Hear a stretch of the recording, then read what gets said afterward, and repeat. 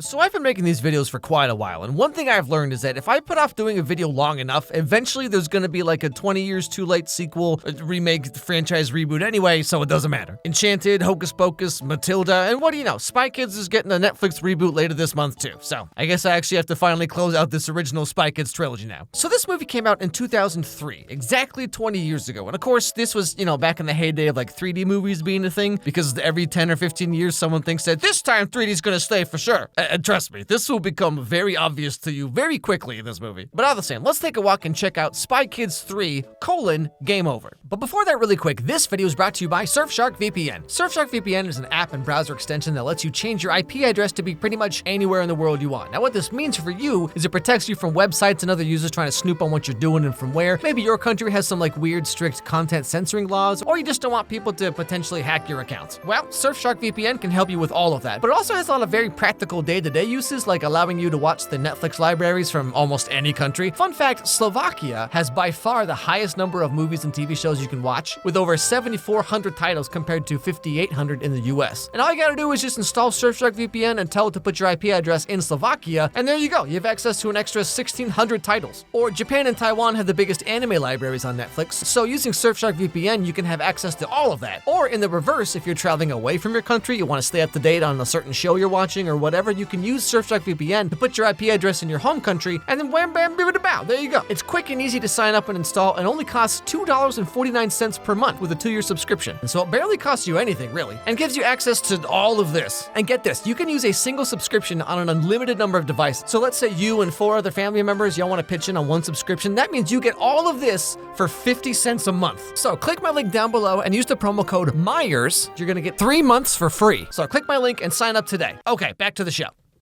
I was here because I'd gotten a call for my regular fee.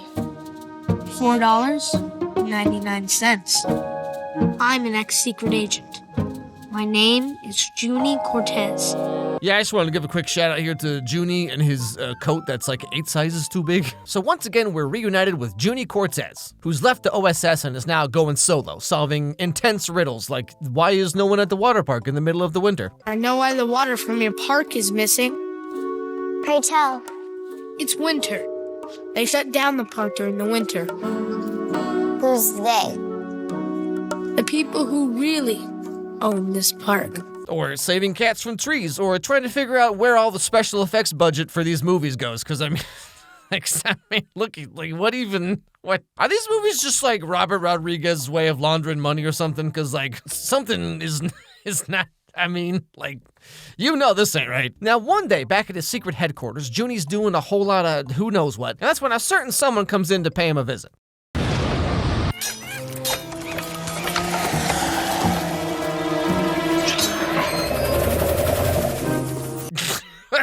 Oh, it's the hair girl again. Little baby Emily Osmond with the helicopter. Where's your mom and dad? On an assignment. They're all on missions. Your sister too, huh? I haven't seen Carmen since Christmas. Last year. Don't hold on to the past, Junie. Look at me. 9 years old and nowhere to go but up. No, Gertie, trust me. No, 9 years old is the peak of your life, okay? Stay 9 as long as you can. You get free food, no rent, your shoes light up? Literally, what else could you possibly want? Nothing will be better than it is right now. The only tribe worth belonging to is the one that you're born into. Yeah, your family. It's good to take care of your family. But remember one thing. Everyone's your family. Well, that makes using Tinder very awkward. And then she flies away, but they just play the same scene in reverse. Like she flies out of the room backwards. Anyway, so right after this, George Clooney, aka the President of the United States, calls Junie to also try and get him to come back to the OSS. And the reality is, nothing you can say will make me rejoin the OSS. The fact is, there is no retirement. Once an agent, always an agent. Now it's time for you to be a big boy and reinstate.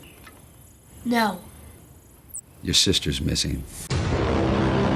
And so, Solid Snake has no choice but to come out of retirement for one last job, Pizza Planet. Hello, Junie? Donegan. Been a good boy lately? Yes. Very, very good. Mrs. Giggles must have stringed you out. I certainly did. Wait, she's in this movie too? How did these movies get some of the biggest names in Hollywood to be here? Like, we got George Clooney, Antonio Banderas, Steve Buscemi, Selma.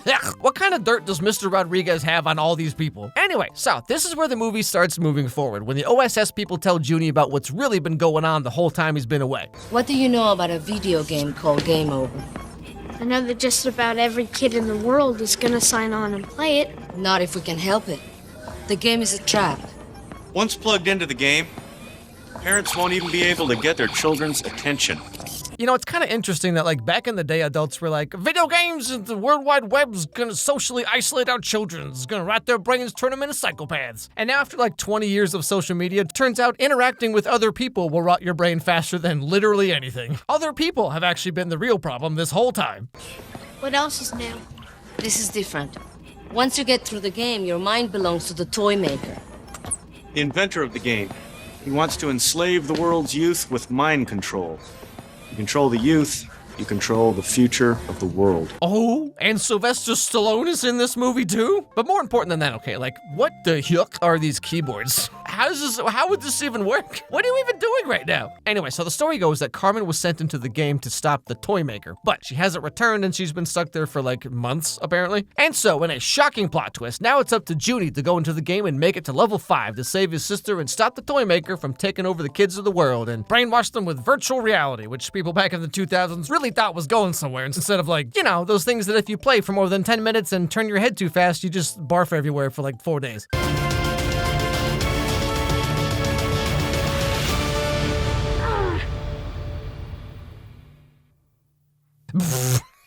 Oh, would you look at that? Oh, this movie's gonna be a classic, you guys.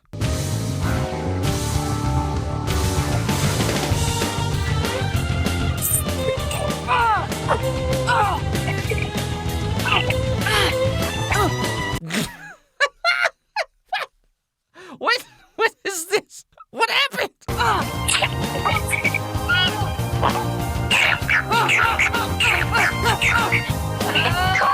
Yeah, this is what it meant by, like, it's so obvious that this movie was made for 3D, because literally every 7 seconds, this movie's like...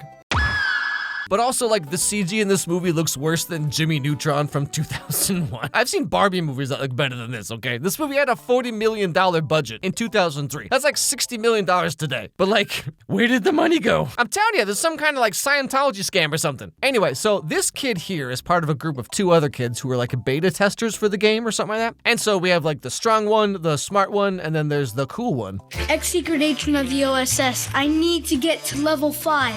This person thinks he's level 5 material. So I hear. You guys must be beta testers. One of the first allowed to roam free these coveted digital hills, my friend. How can I offer service? And you know he's the cool one, okay? Because he hit puberty like 4 days ago. And also definitely has at least like 4 different puka shell necklaces. But like, real talk for a second, okay? This is exactly what every Marvel and DC movie looks like to me. Oh, I am literally crying right now. They're finally gonna put the golden shower in his own movie. Literal dream come true right now. And then it's just this for 2 hours. Anyway, so with the help of the beta guys, Junie goes from the Super Mario looking world to the moon for some reason, and now half his face is melted off from the friction. You get to bring in any one person from the outside to help you on your journey. Sir, athletic, knows karate. Intelligent, strategic, knows karate. Go back to Grandpa. Pros, superior intellect. Cons, physically disabled. Pros, superior intellect. Cons, incredibly racist. Been paralyzed from the waist down for 30 years. His energy force would have doubled back again, making his arms, his heart, his brain twice as strong as a normal person. Yeah, I'm pretty sure that's not how being in a wheelchair works, Junie. I don't think it gives you superpowers. Like, every event at the Paralympics is just like a Dragon Ball Z fight. Anyway, so Junie, like, kidnaps his own grandpa, I guess, and forces him into the game, and he's just like, well, what about the Powerball numbers? But the game does give him a power-up called Mega Legs.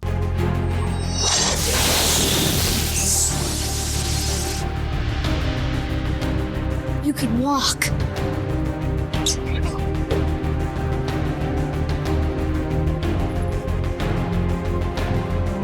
I love how Grandpa's head is like not even remotely attached to the rest of his body. This is so horrifying. Anyway, then Grandpa gets distracted by a moon butterfly, as one does. And so, Junie walks over to the other side of the moon and then has to partake in like a mech suit battle with this random girl here. And like, she hits his mech and he loses 1 health point, and he hits hers and she loses like 4. This game does not seem remotely fair.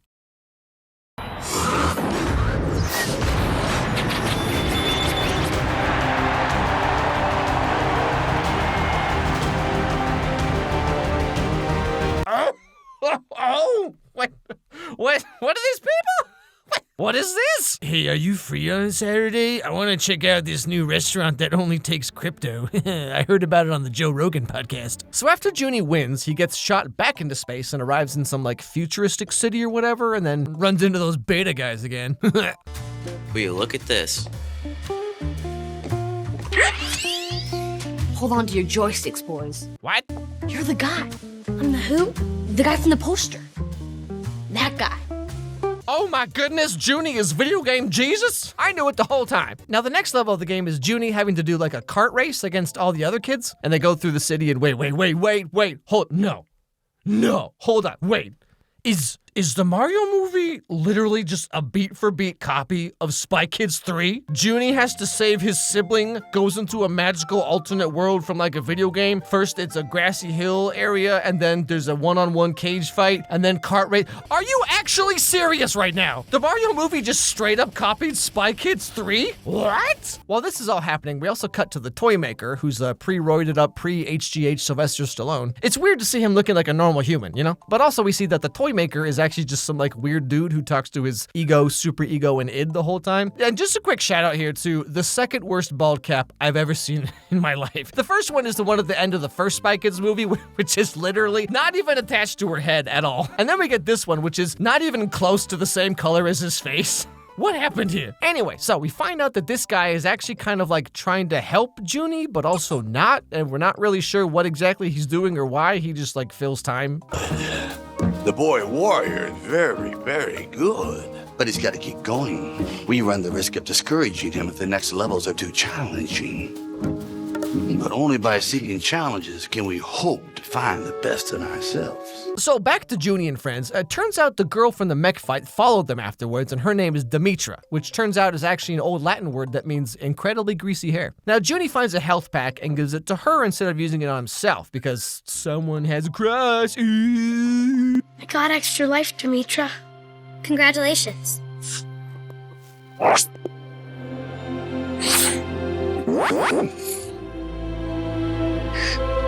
Does he know what that's worth? Yeah, seriously, come on, Junie. She's not gonna AOL message you, okay? Don't be such a simp, bro.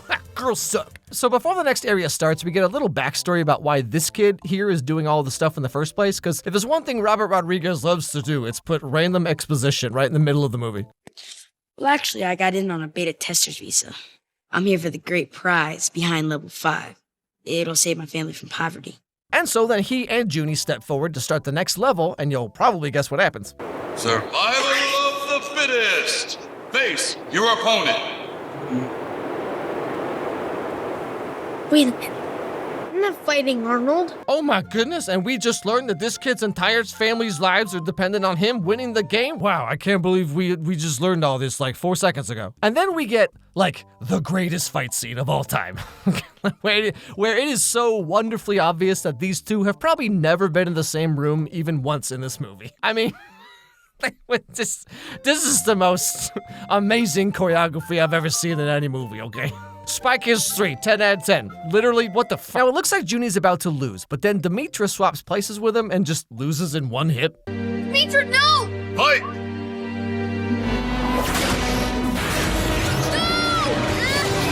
Junie gave you his health pack for nothing? Anyway, so because this guy defeated Demetra, they all get to move on to the next level? I have no idea what the rules for this game are. But now they're on level 4, which means guess who's there waiting for them?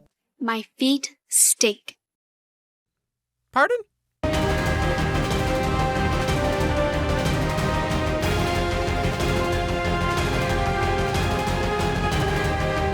Why does Carmen get the most dramatic entrance of all time? Like, she's just standing there. Calm down, movie. So they make their way through the level and talk about what's been going on since they last saw each other so many moons ago. I see you brought Grandpa into the game. I thought it was a good idea at the time. Junie, The toy maker's the guy who put Grandpa in the wheelchair 30 years ago. Yes, please give me more backstory plot exposition that we should have probably learned like 40 minutes ago. By all means, please don't stop now. So earlier in the movie, before Demetra just got wrecked, she gave Junie this secret map that she had that's gonna lead them to level 5 and help them shut the game down. So following this map, they start heading to this like a giant volcano made of just the best graphics you could ever find on a PS1 game from 1996. $40 million budget, everybody. But there's just one problem. What are they doing? They're straying from the path. The toy maker must be pushing them towards his lair. Stop them. Stir the lava. Bigger waves. Lava monsters, anything. We have to create obstacles for them. Come on. We have to drown them. So they could control the game from there? You could reprogram the game yourself this whole time? Why are we doing any of this? What is the point of this entire movie? Can you believe this kid's movie might not be 100% logical? And so the OSS somehow apparently makes a lava monster attack them?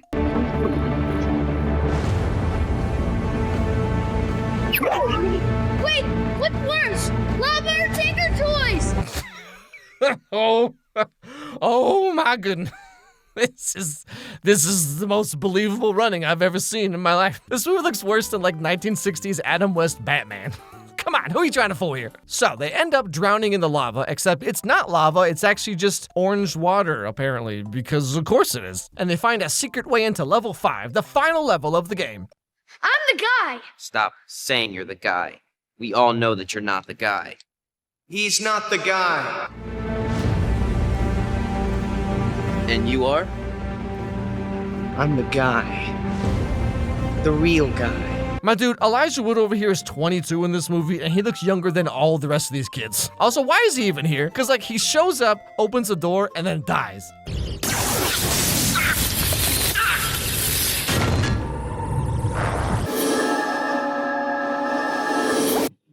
Oops.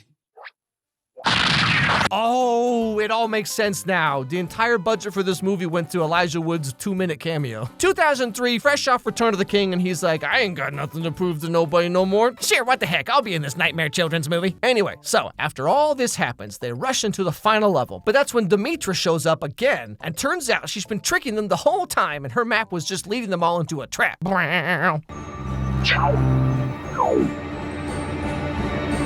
She's the reason this level's unwinnable.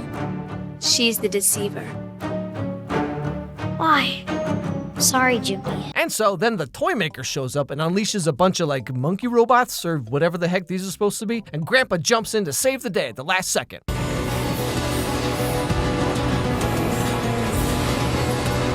Junie, this way. This is the way out. All of you, quickly. Junie, this is the way out. Hurry, you're in danger. Quickly, this way. Hey, do you think maybe we should put more emotion on that line? No, it's fine. We're doing everything in one take. Don't worry, no one's gonna care. We made it. Here's our email addresses. Just in case. Wait, what? Is this really the time, gentlemen? Also, these dudes are like 13 in 2003, so you know they had just the worst email addresses. Hey, Kerman, here's my Hotmail and AOL screen name if you want to like chat or whatever. XX_ Sonic Shadow Naruto Sasuke Sora Riku Shrek? Yeah, you know, I picked that when I was 12, so like, whatever. So like, 4 months ago? But all the same, they all managed to make it out of the game, and Grandpa pushes the switch to turn the game off, which is in the ambush trap room, because obviously that makes total sense, and the day is saved. A message from the president. I'm coming back. To settle the score. For imprisoning me. For using me.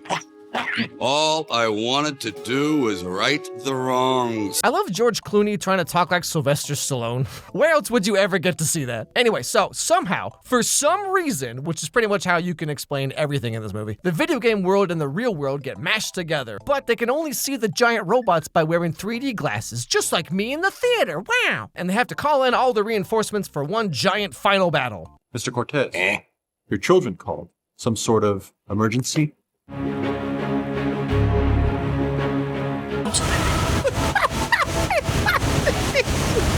Well, I'm their uncle. And trust me, like everyone shows up. The giggle kids, the grandparents, the guys from the first and second movie, like everyone. They all show up and fight the robots in just the most believable, high-budget CG fight scene you will ever see in your entire life. I mean, look at this amazing use of nightmare fuel technology. I don't think there's a single part of this movie that's not green screen. Like, they couldn't even just film on an actual street. And then it's time for the Stallonatron 5000. I'm ready. It must be done. The grandpa too? So Grandpa flies in and talks to the toy maker guy about how he kind of ruined his life by putting him in a wheelchair, but after all these years, he forgives him for it. And then, like, that makes the toy maker realize that maybe he doesn't need to take over the world, you know? That kind of sounds like a thing a bad guy would do. And so, just like that, the world is saved thanks to the power of family, which they really want us to know about because, like, this scene goes on for about 8 years. To family. To family. To family. To family. To family. To family. To family. To family. To family. To family. Family. To family. Family. To family. To family. To family. To family. Family. To family. And that's pretty much where this movie and the original Spy Kids trilogy comes to an end. So, like, how the friggin' heck was this a real movie? This was in theaters. This movie made back like 5 times its budget. Robert Rodriguez has the most interesting filmography because, like, he's done movies like Sin City 1 and 2, Alita Battle Angel, stuff like that, right? And then his own personal passion projects are just like all of this. Like, imagine having these movies on your resume and executives are like, yes, you seem like a man who can get things done. Like, to be fair, Spy Kids 1 is very silly, but actually surprisingly watchable. But Spy Kids 2, 3, and especially Shark Boy and Lava Girl are like, what happened? Who okayed these movies? But all the same, the Spy Kids reboot movie called Spy Kids: Armageddon is coming to Netflix on September 22nd. And you all just know it's gonna be a masterpiece. Hey everybody, thanks for watching this video. If you liked it, please watch another one, because that's how the algorithm works. So click on this one that's being recommended to you right now, right here on the screen. It actually helps a lot if you do that, because like that's how YouTube knows that my videos are worth caring about. Also, if you have any movies or TV shows you'd like to recommend, send me an email at alexmeyerscontact@gmail.com, and I'll put them on my absurdly long list of movies that I need to get to at some point. Anyway, hope I made your day a little bit better, and I'll see you all next time.